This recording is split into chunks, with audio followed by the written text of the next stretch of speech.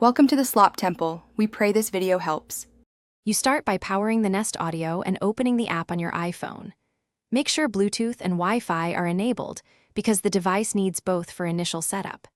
If the speaker shows a blinking light, it's discoverable. If not, unplug and replug to force pairing mode. Once done, launch the Google Home app or Apple Home and sign in with your account so the phone can find and register the speaker immediately. You'll tap Add Device in Google Home, then choose Set up New Device.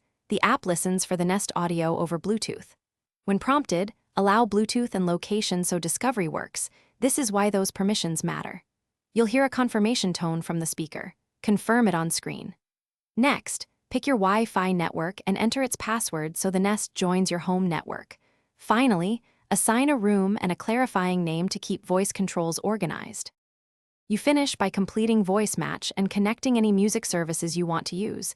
This allows personalized results and easy playback. Test the setup. Say, "Hey Google, play jazz," to confirm audio and account links. If it fails, make sure your iPhone remains on the same Wi-Fi, then reboot the speaker and router. As a key troubleshooting tip, reset the Nest by holding the factory button for about 10 seconds if nothing else works. Then repeat the setup step.